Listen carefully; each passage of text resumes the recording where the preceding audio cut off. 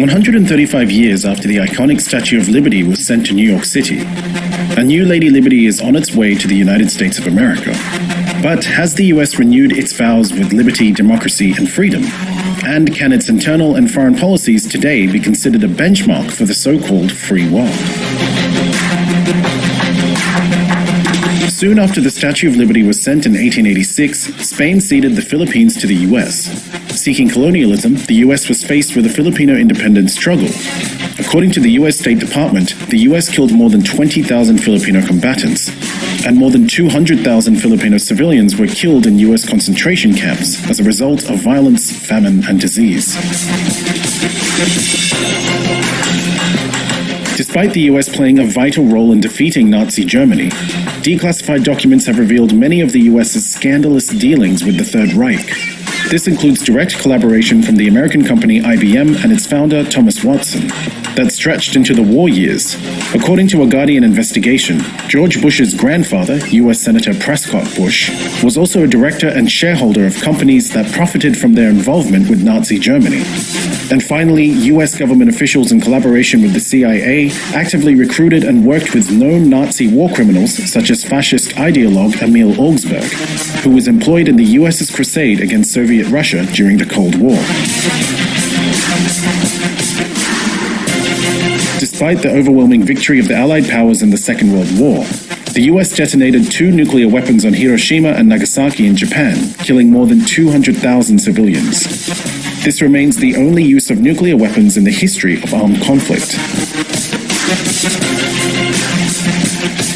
At the start of the 20th century, the US shaped or installed governments in many countries around the world, including neighbors Panama, Honduras, Nicaragua, Mexico, Haiti, and the Dominican Republic.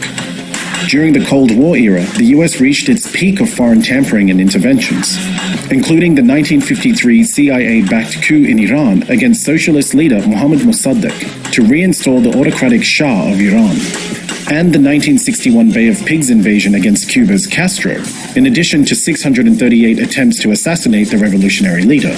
According to a report published in the New York Times, the US led at least 81 overt and covert known interventions in foreign elections during the period 1946 to 2000.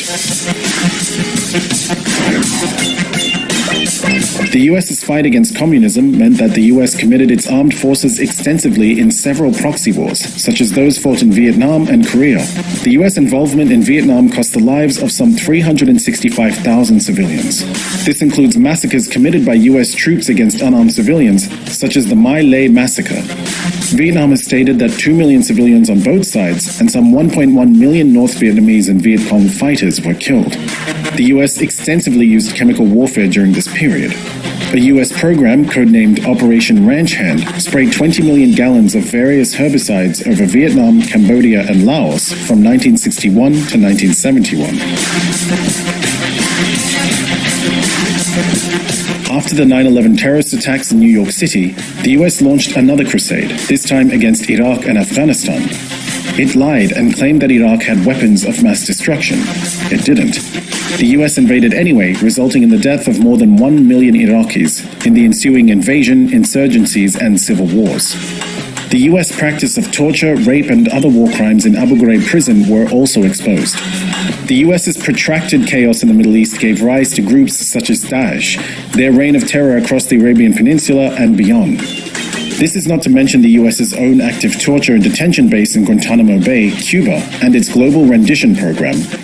The US war in Afghanistan in 2001 resulted in the death of more than 240,000 people in Pakistan and Afghanistan, including more than 70,000 civilians.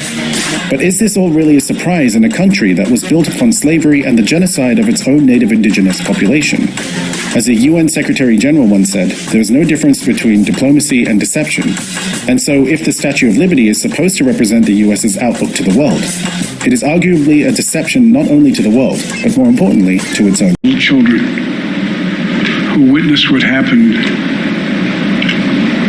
see their friends die as if they're on a battlefield, for God's sake.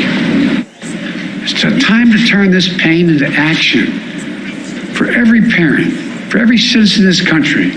We have to make it clear to every elected official in this country, it's time to act. And fuck you too, fuck you too.